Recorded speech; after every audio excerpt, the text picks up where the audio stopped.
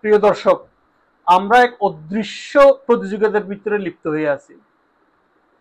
আমরা যারা পুরুষরা যখন আমরা একত্রিত হই, আমাদের আলোচনার টপিক থাকে কার কয়টা দোকান আছে, কার কয়টা ফ্ল্যাট আছে, কার কয় কোটি টাকা ব্যালেন্স, ব্যাংক ব্যালেন্স আছে ইত্যাদি। আবার আদার হ্যান্ডে যখন মহিলারা যখন একত্রিত হয়, তাদের আলোচনার টপিক কি থাকে, কার কার কয় ভরি স্বর্ণ থাকে, কার বাড়ির ফার্নিচার লেটেস্ট, কার কার কে কত উন্নত মানের কত দামি ফ্ল্যাটে থাকে ইত্যাদি।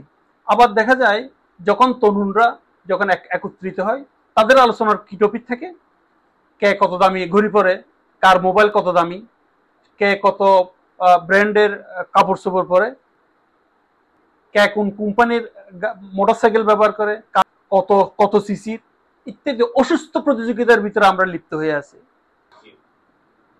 এই যে আমরা মানুষকে অর্থ এবং সম্পদ দিয়ে যে আমরা যে বিচার করি, এটা আসলে কতটুকু সঠিক? এই ক্ষেত্রে ইসলাম কি বলে?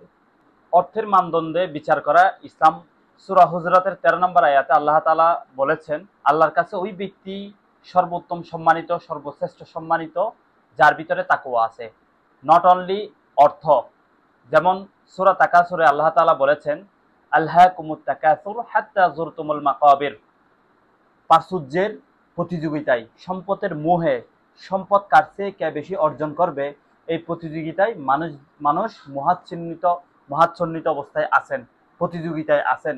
এটা কতদিন থাকবে, কতক্ষণ থাকবে, এটার কোনো শেষ হবে না, যতক্ষণ না সে কবরে পৌঁছাবে।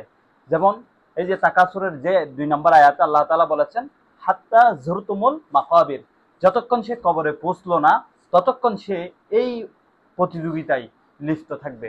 অতএব আমাদের উচিত এরকম প্রতিযোগিতা থেকে সরে আসা। কারণ হাদিসে রাসূল সাল্লাল্লাহু আলাইহি ওয়াসাল্লাম বলেছেন, দুনিয়ার মোহাব্বত সমস্ত গুনাহের মূল। আমরা দুনিয়াকে মহাব্বত করতে গিয়ে, অর্থকে মহাব্বত করতে গিয়ে ক্ষমতা পিপাসু হয়ে যাই। আমরা অহংকার, হিংসা, বিদ্বেষের বশবর্তী হয়ে যাই। অহংকার, হিংসা, বিদ্বেষ এবং ক্ষমতা পিপাসু থেকে দূরে থাকতে হবে। ক্ষমতা পিপাসু থেকে দূরে আসতে হলে আমাদেরকে অবশ্যই প্রাচুর্যের প্রতিযোগিতা ত্যাগ করতে হবে। এ বিষয়ে কোরআন সবসময় এবং হাদিস খুব গুরুত্ব দিয়েই সতর্ক করেছেন। দর্শক, তাহলে আমাদের মানদণ্ড কি হতে পারে? আমাদের অন্যতম মানদণ্ড হবে কোরআন এবং হাদিসের আলোকে তাকওয়া। কোনো মানুষ সে যে পর্যায়ের হোক না কেন, তার ভিতরে যদি তাকওয়া না থাকে, তাহলে সে প্রধানমন্ত্রী হলেও তার কোনো মূল্য নাই। আর যার ভিতরে তাকওয়া আছে, সে যদি চা শ্রমিক, রিক্সাওয়ালা হয়, তার গুরুত্ব ইসলামে অনেক বেশি। আমের আল জুমাহি নামে একজন আল্লাহ রসুলের সাহাবী ছিল। তার ঘটনা আপনারা জানেন। তিনি অর্থবিত্তকে, গভর্নর হওয়ার পরে অর্থবিত্তকে ফেতনা হিসেবে নিয়েছেন এবং এটা থেকে খুব দূরে সরে থাকতেন। আজকে আমাদের এই অর্থবিত্ত যাতে মানুষের মানদণ্ড না হয়, তাকওয়া ভিত্তিক যাতে আমাদের জীবন গড়ে ওঠে এবং তাকওয়াই যাতে আমাদের জীবনের মূল লক্ষ্য হয়, সেই আহ্বান আপনাদের কাছে জানাই। ধন্যবাদ।